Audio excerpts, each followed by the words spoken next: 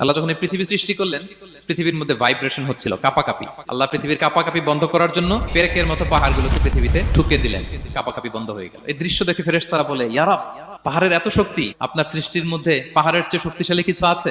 আল্লাহ বললেন আছে। সেটা কি? আল্লাহ বললেন সেটা লোহা, কারণ লোহা দিয়ে পাহাড় কাটা যায়, ঠিক কিনা? লোহার কথা শুনে ফেরেশতারা অবাক।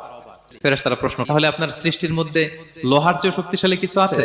আল্লাহ বললেন আছে। কি সেটা? আন্নার, আগুন। কারণ আগুন লোহাকে কি করে? গলিয়ে ফেলে। ফেরেশতারা শুধু অবাকই হচ্ছে। ফেরেশতারা বলে, আগুনের চেয়ে শক্তিশালী কিছু আছে? আল্লাহ বলে আছে, আলমা, পানি। কারণ আগুনে দাউ দাউ করে জ্বলে ওঠা আগুনের মধ্যে পানি দিলে আগুন অস্তিত্ব হারায়। ফেরেশতারা শুধু অবাকই হচ্ছে। তারা বলে, তাহলে পানির চেয়ে শক্তিশালী কিছু আছে? আল্লাহ বলেন আছে, রিহ, বাতাস। কারণ বাতাস পানিকে একদিক থেকে আরেক দিকে নিয়ে যায়। জলের মধ্যে বায়ুর উচ্ছ্বাস লাগলে জলোচ্ছ্বাস তৈরি হয়, ঠিক কিনা?